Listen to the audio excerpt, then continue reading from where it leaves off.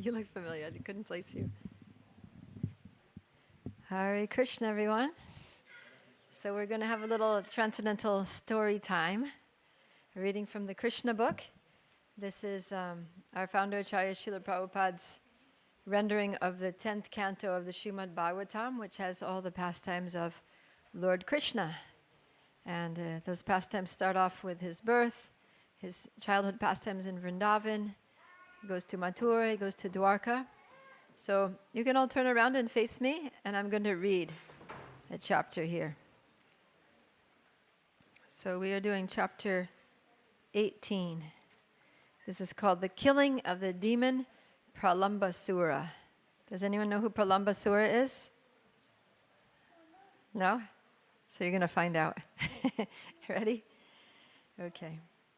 So, after extinguishing the devastating fire... Oh, we should start. There's a special invocation for reading Krishna book. Yeah, you can repeat after me. It goes like this. Krishna, Krishna, Krishna, Krishna, Krishna, Krishna, Krishna, hey. Krishna, Krishna, Krishna, Krishna, Krishna, Krishna, Krishna, hey.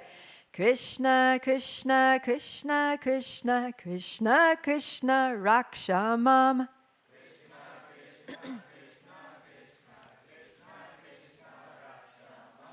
Krishna, Krishna, Krishna, Krishna, Krishna, Krishna, Pahimam.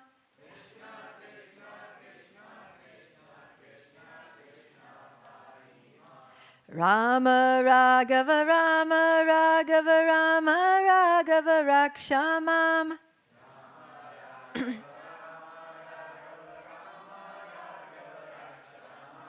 Krishna, Keshava, Krishna, Keshava, Krishna, Keshava, Pahimam.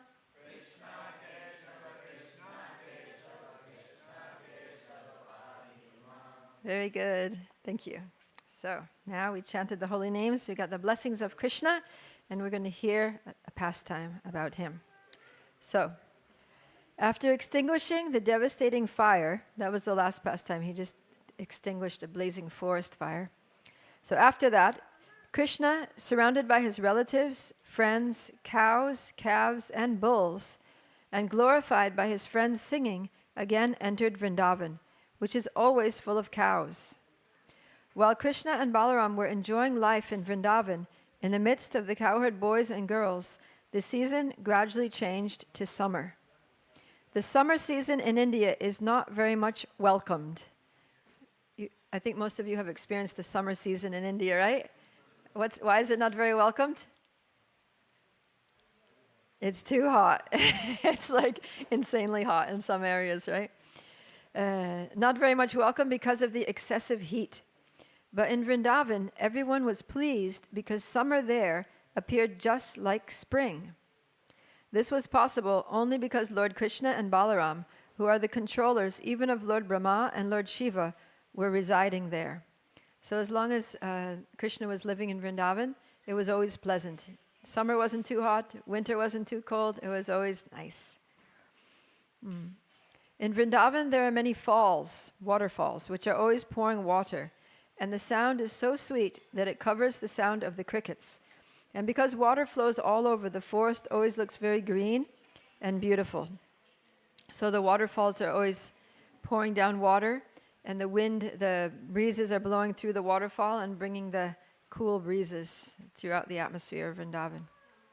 And those droplets of water also are dispersing all over the countryside and making the plains all green and fertile. The inhabitants of Vrindavan were never disturbed by the scorching heat of the sun or the high summer temperatures. The lakes of Vrindavan are surrounded by green grasses, and various kinds of lotus flowers bloom there, such as the Kalara, Kanja, and Utpala. And the air blowing in Vrindavan carries the aromatic pollen of those lotus flowers. When the particles of water from the waves of the Yamuna, the lakes, and the waterfalls touched the bodies of the inhabitants of Vrindavan, they automatically felt a cooling effect. Therefore, they were practically undisturbed by the summer season. Vrindavan is such a nice place. Flowers are always blooming, and there are even various kinds of decorated deer. Birds are chirping, peacocks are crowing and dancing, and bees are humming. The cuckoos there sing nicely in 5 kinds of tunes. Krishna, the reservoir of pleasure, blowing his flute, accompanied by his elder brother Balaram and the other cowherd boys and the cows, entered the beautiful forest of Vrindavan to enjoy the atmosphere. They walked into the midst of newly grown leaves of trees whose flowers resembled peacock feathers. Wow, interesting flowers that resembled peacock feathers. They were garlanded by those flowers and decorated with saffron chalk. Sometimes they were dancing and singing and sometimes wrestling with one another. While Krishna danced, some of the cowherd boys sang and others played on flutes. Some bugled on buffalo horns or clapped their hands, praising Krishna. "Dear brother, you are dancing very nicely." Actually, all these boys were demigods descended from the higher planets to assist Krishna in his pastimes. The demigods, garbed in the dress of the cowherd boys, were encouraging Krishna in his dancing, just as one artist encourages another with praise. Up to that time, neither Balaram nor Krishna had undergone the hair-cutting ceremony. Therefore, their hair was clustered like crow's feathers. They were always playing hide-and-seek with their boyfriends or jumping or fighting with them. Sometimes while his friends were chanting and dancing, Krishna would praise them. "My dear friends, you are dancing and singing very nicely." The boys played at catching ball with fruits such as bale and amalaka. They played blind man's bluff, challenging and touching one another. Sometimes they imitated the forest deer and various kinds of birds. They joked with one another by imitating croaking frogs, and they enjoyed swinging underneath the trees. Sometimes they would play amongst themselves like a king and his subjects. In this way, Krishna and Balaram, along with all their friends, played all kinds of sports and enjoyed the soothing atmosphere of Vrindavan, full of rivers, lakes, rivulets, fine trees, and excellent gardens filled with fruits and flowers. So it's a beautiful place, beautiful weather, beautiful Krishna and his cowherd friends playing and sporting and joking and having a nice time. Once, while the boys were engaged in their transcendental pastimes, a great demon of the name Pralamba Asura entered their company, desiring to kidnap both Balaram and Krishna. Da-da-da-da. Although Krishna was playing the part of a cowherd boy, as the Supreme Personality of Godhead, he could understand everything, past, present, and future. Right? So we must not forget that even though Krishna is pretending to be like an ordinary boy, playing ball and wrestling with his friends and chasing the monkeys and things like that, he's actually the Supreme Personality of Godhead. He's the Lord, he's the source of everything, the cause of all causes. So he could understand, he knows everything, he's omniscient. So when Pralambasura entered their company, Krishna began to think how to kill the demon. But externally, he received him as a friend. "Oh, my dear friend," he said, "it is very good that you have come to take part in our pastimes." So Krishna is playing along. This demon is disguised as a friend, as another cowherd boy, and coming pretending that he's going to play. But actually he's thinking, "I'm going to kill this Krishna as soon as I get the chance." So Krishna is playing along. He said, Krishna then called all his friends and ordered them, "Now we shall play in pairs. We shall challenge one another in pairs." With this proposal, all the boys assembled together. Some of them took the side of Krishna, and some of them took the side of Balaram, and they arranged to play in duel. The defeated members in duel fighting had to carry the victorious members on their backs, as a horse carries its master. They began playing, and at the same time tended the cows as they proceeded through the Bhaktivedanta forest. So they're wrestling against each other in pairs, and the winners, the losers, have to carry the winners on their shoulders. That's the punishment. The team of Balaram, accompanied by Sridham and Vrishabha, came out victorious, and Krishna's party had to carry them on their backs through the Bhaktivedanta forest. So Krishna is such a good sport that even though he's God and he's always victorious, but when he plays with his friends, sometimes he loses. The Supreme Personality of Godhead, Krishna, being defeated, had to carry Sridham on his back, and Bhadrasen carried Vrishabha. Imitating their play, Pralambasura, who appeared there as a cowherd boy, carried Balaram on his back. Pralambasura was the greatest of the demons, and he had calculated that Krishna was the most powerful of the cowherd boys. In order to avoid the company of Krishna, Pralambasura carried Balaram far away. So now he was on the losing team, so he had to carry Balaram on his shoulders, and he's thinking, well, I'll start off by killing this Balaram because he's not so strong as Krishna, but I don't want Krishna to interfere, so I'll just take him far away from the other boys, and then I'll do my dirty deed. The demon was undoubtedly very strong and powerful, but he was carrying Balaram, who is compared to a mountain.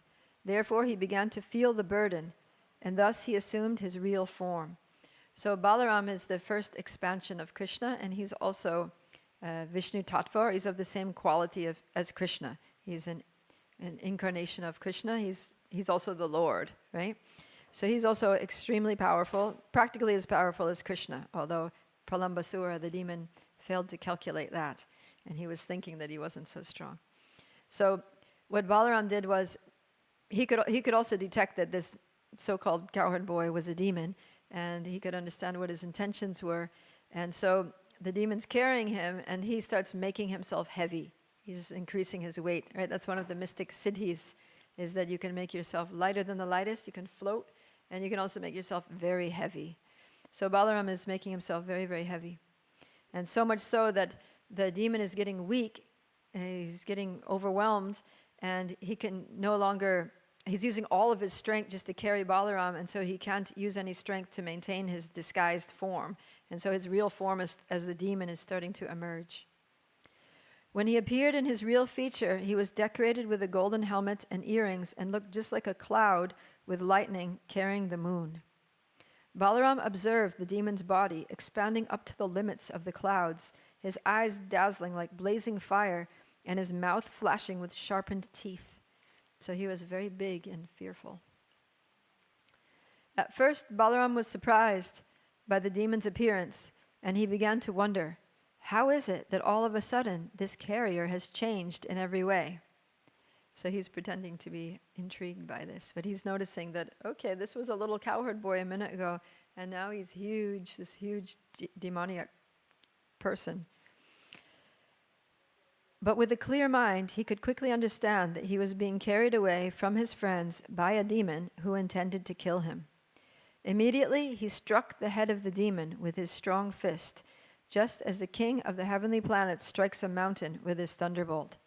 So as soon as he was like 100% sure that this demon was a demon and was just about to try to kill him, then he was on his shoulders, so his head's right there in front of him, and he just went, pah, punched him really hard, right square on the top of the head.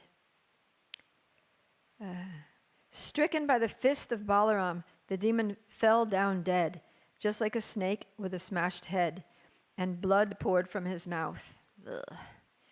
When the demon fell, he made a tremendous sound, and it sounded as if a great hill were falling upon being struck by the thunderbolt of King Indra. All the boys then rushed to the spot. Astonished by the ghastly scene, they began to praise Balaram with the words, "Well done, well done." All of them then embraced Balaram with great affection, thinking he had returned from death, and they offered their blessings and congratulations. All the demigods in the heavenly planets became very satisfied and showered flowers on the transcendental body of Balaram, and they also offered their blessings and congratulations for his having killed the great demon Pralambasura. Thus end the Bhaktivedanta purport of the 18th chapter of Krishna, killing the demon Pralambasura. So this was the situation of the world at that time, is that there were so many demons on the planet.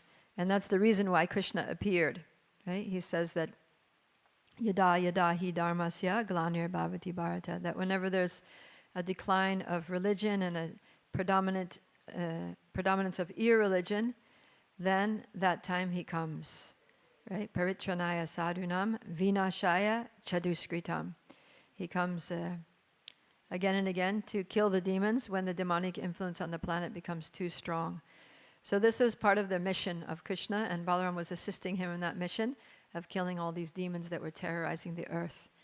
And so when they appeared, then some of you may know the story, that Krishna was born in Mathura, in the prison of Kamsa, because Kamsa was the king at the time, and he had heard a voice in the sky prophesizing that the 8th son of Vasudeva and Devaki would kill him.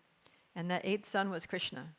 So by Krishna's, potencies and his intelligence, he managed to escape from the prison. So Kamsa was keeping them in prison, thinking as soon as Krishna's born, I'll just kill the baby and done. And then I don't need to worry. But Krishna managed to get out of the prison and his father carried him over to Vrindavan. So now Krishna's in Vrindavan. And so Kamsa, he's very afraid that any moment this Krishna is going to kill him. And so he's trying to kill Krishna before Krishna kills him. So he's sending all of these demons to Vrindavan, one after the other, to try to kill Krishna. And Krishna's killing every single one of them. So Pralambasura goes, and he's already seen so many of his demon friends that have already been killed by Krishna. He has a different strategy. He's like, okay, I'll just take on Balaram. We'll start with Balaram and then leave Krishna for later. See how this goes, and then we'll try to tackle Krishna. But even that didn't work because Balaram is just as powerful as Krishna, really. So Balaram, this demon Pralambasura, he comes in disguise, and it's said that each one of the demons that is killed by Krishna actually represents a bad quality that we, conditioned souls here in the material world, have in our hearts. The reason that we're here in the material world is that we have contaminations in the heart and mind, and we're trying to purify those by our religious practices, by practicing devotional service, by hearing and chanting. And so one of those, what we call anartas, or unwanted things, contaminations in the heart, is the desire for material gain. Right? That we try to, we have material desires to have material things, to have position and power in this world, and sometimes we'll do a lot of not very ethical things even to attain, power and position and money and so forth, things that we desire in this world. So Pralambasura represents that desire. And the interesting thing is that sometimes, just in the same way that Pralambasura is a demon, but he came disguised as a friend, sometimes our material desires convince us that they are helping us, right? That, if you just get a bit more money, you'll be happy. And if you just get a better house, or maybe you divorce your spouse and get a better one, you'll be happy. Or maybe if you just move to another country or whatever, or take this intoxicant, this drug, you're going to be happy. You're going to solve all your problems. So they present themselves to us as if they're our friends, that they're going to help us to be happy in this world. But actually, they're just tricking us. They're just cheating us, like this demon Pralambasura. And the truth is that no amount of material things or material position or wealth or power are actually going to make us happy. The only thing that's really going to make us happy is coming closer to Krishna. Because that's who we are. We're souls, we're parts and parcels of the Lord. We're cut from the same fabric. We have an eternal relationship with Him, a loving relationship, and that's the source of our happiness. And so what we really need to prioritize and put our energy into is reviving that dormant, loving relationship with God, with Krishna, and not be cheated by our inner Pralambasura, who disguises himself as our friend and comes to entice us to play. But Pralambasura's intention is actually to destroy us, to degrade us, and to induce us to waste our lives in this material world, and that's why he's a demon. So we have to know who our real friends are. Our real friends are the devotees, the ones who tell us the plain truth, the whole truth, and nothing but the truth. What is the actual situation, and how to make real spiritual progress in this lifetime.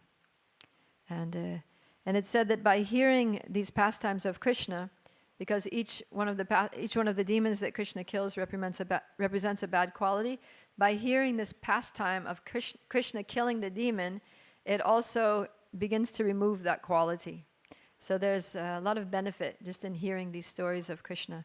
They're very purifying, and they specifically target, each pastime targets a specific contamination in the heart and starts uprooting it or washing it away. So we need to hear these pastimes again and again and again, and supplement that, of course, with coming and seeing the deity, offering gifts to the Lord, offering service, chanting the holy names, coming to the kirtans, chanting in kirtan, and doing whatever we can to please Krishna and his devotees, and then sure that we're going to get purified of all of those things gradually, and attain the sublime state of pure devotional service, which is the goal. Okay, so any questions or comments on this?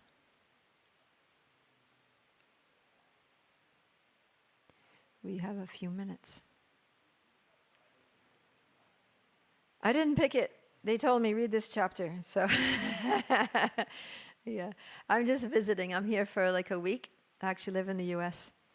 And what's that? Oh yeah, I live in Dallas, Texas. And my daughters are living here. One of them is right there, crocheting or doing something there in the green sari. That's my daughter, Sri Subhadra. And the other one is going to be playing her flute over in the Haveli in about 5 minutes. They're having a little kirtan concert over there. Her name's Krishna Baba. So they've been here for almost a year, doing service and learning, and teaching. And yeah, the Manor's a beautiful place. I always love coming back here. I actually joined the Krishna Consciousness movement in London at Soho Street Temple. I'm sure you've been there, Radha Landanishvara. That was my first temple, first deities that I ever saw, Shri Shri Radha Landanishvara, and I moved into the ashram there. I lived in the ashram there for a few years before getting married. And we used to, of course, come to the Manor. So this is, whenever I come to England, and Soho Street and the Manor, it's like coming home.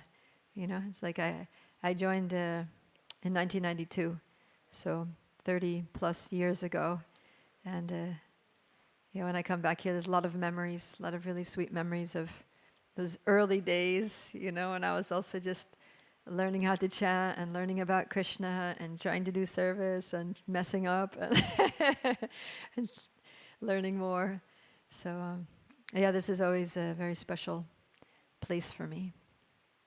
A lot of mercy, so much service has been done.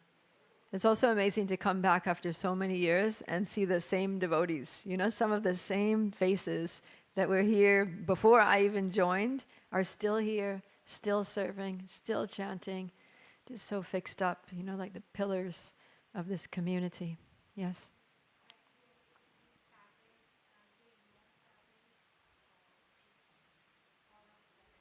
What's that? Yeah.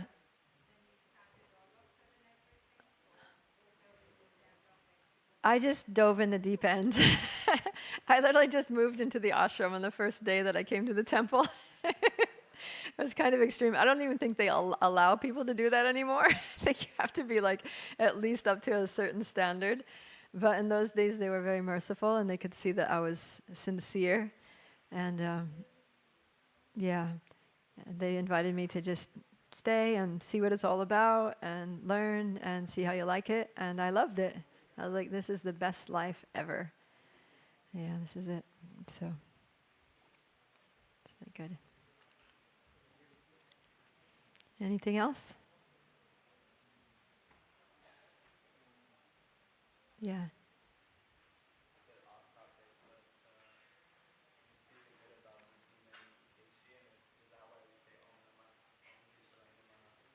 Keshava. Yeah, so Krishna is called Keshava. It has a few meanings. So one meaning can be the killer of the Keshi demon.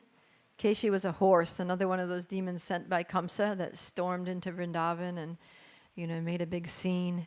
And then Krishna, what did he do? He put his hand in his mouth, and his hand got hot as a burning iron rod and just killed him that way.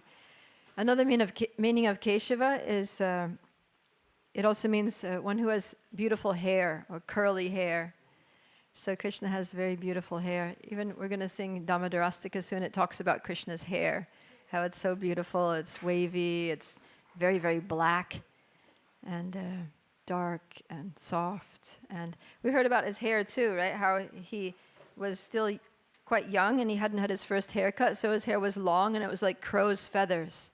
So you know how when hair is when you first style your hair, and you kind of put it back, it has a feathered effect. It's like feathers, right? That was a style back in the 80s when I was in high school. We all had to like feather our hair. And then you had to hairspray it so it stayed like that. Anyways, Krishnas did that naturally. So the 80s were a weird time. But yeah, Krishna's naturally beautiful feathered hair would go like that. So when curtains are going to open, we can look at Krishna's beautiful hair, beautiful lotus face, and meditate on his transcendental form, Bala Gopal in Vrindavan, child Krishna. Okay, so I think we'll end there. Why don't we end by just chanting one Maha Mantra all together?